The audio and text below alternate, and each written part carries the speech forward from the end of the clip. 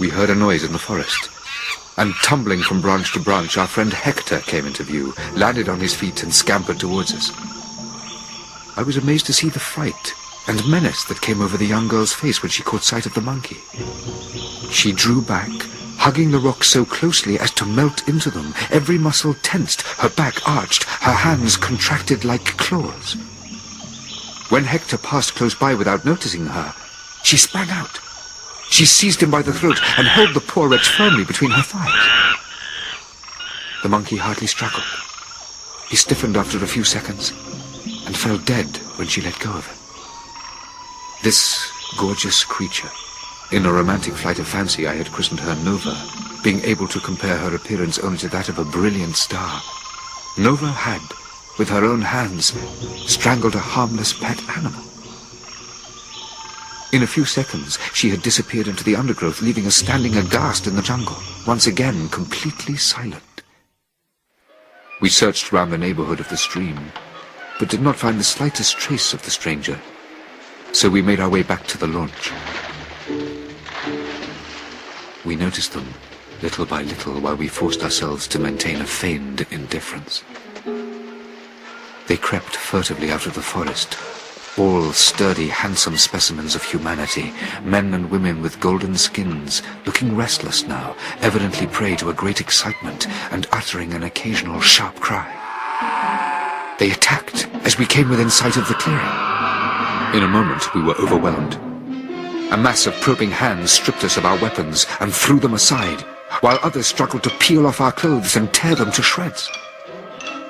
Once I had understood what had provoked their fury, I passively gave in, and if I received a few scratches, I was not seriously injured. Ontel and Levin did the same, and we presently found ourselves stark naked in the midst of a group of men and women who, visibly reassured to see us in this state, started dancing round us, encircling us too tightly for escape. We witnessed, powerless, the sacking of our launch. The door had soon yielded to their thrusts. They rushed inside and destroyed everything that could be destroyed. We were jostled and pulled this way and that, when a terrifying hullabaloo made us start up in alarm.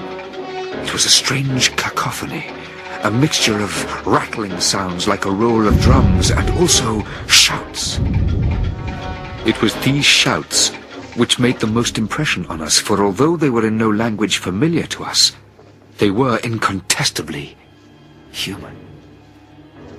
The elders of the tribe uttered a series of yelps, which were no doubt signals or orders, then rushed off in the opposite direction from the noise. The rest of them followed, and we saw them galloping all round us like a driven herd of deer. Nova too was about to take to her heels, but she paused all of a sudden and turned round towards us. Above all towards me, I felt. She uttered a plaintive whimper which I took to be an invitation to follow her, then took one leap and disappeared. I did not pause to think. I did not even wait to consult my companions. I plunged into the undergrowth and likewise took to my heels in the young girl's footsteps. I ran as fast as I could without being able to catch up with her, and then noticed that Levin alone had followed me, Professor Ontel's age precluding such a rapid flight. I was about to suggest going back, when some other noises made us start up in alarm. They were gunshots echoing through the jungle. 1, 2, 3, then several more at irregular intervals, strangely reminiscent of a double-barreled gun. They were firing in front of us, on the path taken by the fugitives. Still followed by Levin, I clambered up a hillock and came to a halt at the summit, panting for breath. There was nothing in front of me but a few trees and a curtain of scrub. I advanced cautiously, my head on a level with the ground. There, I lay for a moment or two as though floored by a blow, bludgeoned by a vision out of all proportion to my poor human mind. Stupefaction stifled all other sentiment when I saw the creature lying in wait for the game. It was a monkey, a large gorilla. He was dressed as you and I would be if we were taking part in one of those drives. His dark brown jacket seemed to be made by the best Paris tailor. His breeches, flaring out slightly above his calves, terminated in a pair of leggings. There the resemblance ended. Instead of boots, he wore big black gloves. All of a sudden, he stiffened. He had noticed, as I had, a faint sound in the bushes a little to my right. He turned round and at the same time raised his weapon. From my perch I could see the furrow left in the undergrowth by one of the fugitives, who was racing like a mountain goat across the open ground. The shot rang out when he was still halfway across the field of fire. He gave a leap into the air, collapsed in a heap, and after a few convulsions lay motionless. I had followed the change in the gorilla's expression from the moment he was alerted by the noise, and had registered a number of surprising factors. First of all, the cruelty of the hunter stalking his prey, and the feverish pleasure he derives from this pastime. But above all, the human character of his expression. In this animal's eyes, there was a spark of understanding which I had sought in vain among the men of Soror. The shot made me redirect my gaze towards the victim, and I was the horrified witness of his final twitches. I then noticed with terror that the alley intersecting the forest was littered with human bodies. The beaters were on our heels. I saw one of them emerge from the foliage. It was an enormous gorilla laying about him at random with a club and screeching, fit to burst his lungs. Levin started chattering with fear, while I waited for an opportune moment. My wretched companion unconsciously saved my life by his imprudence. He got up, started running off at random, and came out into the alley in full view of the hunter's field of fire. The shot seemed to snap him in two, and he collapsed, adding his body to all those that already lay there. I wasted no time in warning him. What could I do for him? But waited for the moment when the gorilla would hand his gun to his servant. As soon as he did so, I likewise sprang out and raced across the alley. Hardly had I gone 100 yards when I stumbled headfirst into a wide mesh net stretched above the ground. It ran across a large section of the forest, and a crowd of fugitives who had escaped being shot had let themselves be caught as I had.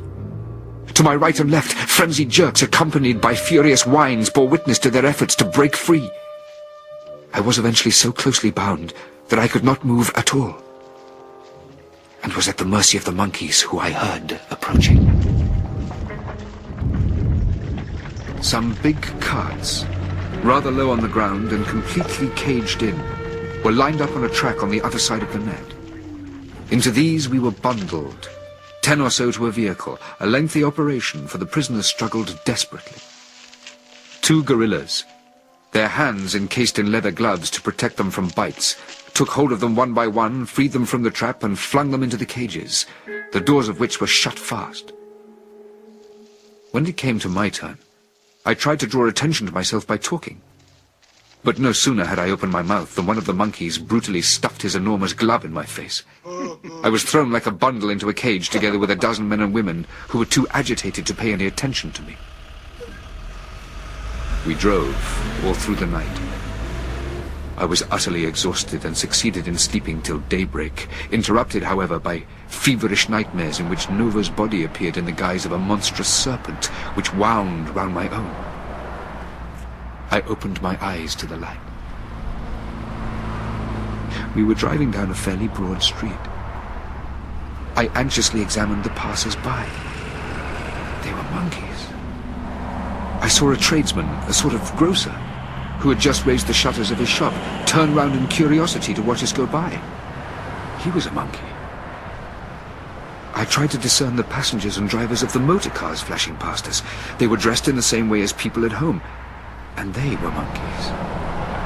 My hope of discovering a civilized human race became a chimera, and I spent the last stage of the drive in gloomy despair. We came to a halt in a courtyard. It was surrounded by buildings several stories high with identical rows of windows. The general effect was that of a hospital, and this impression was confirmed by the arrival of some new figures who came forward to meet our guards. They were all dressed in white smocks and little caps. They were monkeys. They helped our guards unload the carts. We were taken out of the cages, stuffed into sacks, and carried inside the building. Eventually, I was dumped on the ground, then thrown into a cage with a floor covered with straw in which I was alone.